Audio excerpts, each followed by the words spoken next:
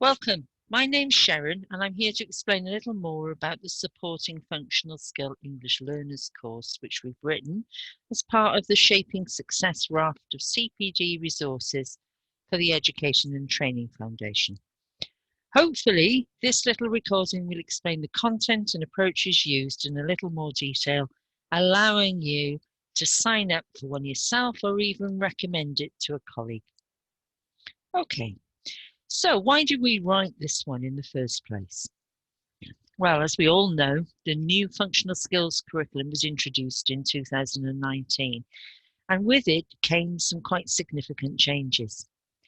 Essentially, this course was written to support you and your team of functional skills practitioners and support staff by exploring a range of teaching and learning approaches which respond to these new changes, as well as the areas which learners continue to find challenging and which ultimately impact on their progress.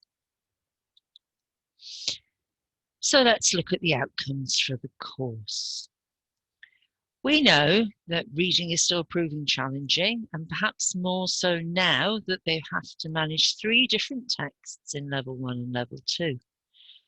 So this course aims to help learners access texts by developing a range of reading approaches which engage and develop their reading skills.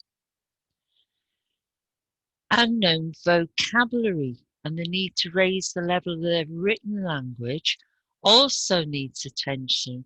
So we will explore different ways to maximise vocabulary development while adopting a more holistic approach to lesson planning.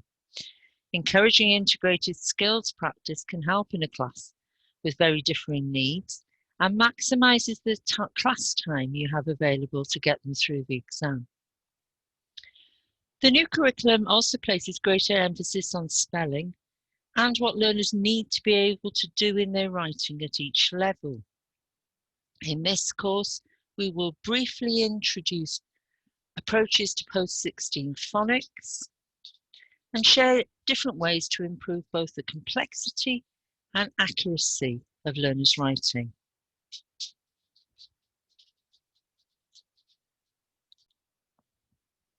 Now, this list is by no means exhaustive, and we generally find that courses need to be tweaked to respond to the different levels of experience or individual interests within different cohorts, in much the same way as we do with our learners.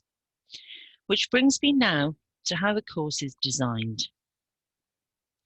To ensure that we get the most out of the experience, there are two-hour webinar sessions coupled with a series of reflective activities between and after the course.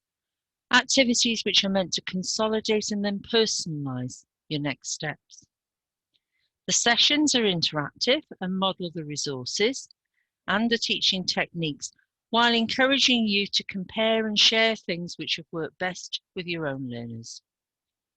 We use one text taken from a pool of exemplar materials designed for the new functional skills curriculum, and this text allows us to demonstrate a wide range of different teaching techniques and show how to both maximise resources while adopting a more process-driven, holistic or integrated skills approach. This approach has proved useful in training learners to become more independent and to target ILPs more closely. Finally, as I explained earlier, we welcome the fact that you may all come with very different levels of experience and expertise. And to manage this, we collate the course materials, the digital resource ideas, and any additional suggestions onto a Padlet, which reflects you and your learners' specific needs. You can see an example of the Padlet here if you haven't seen one before.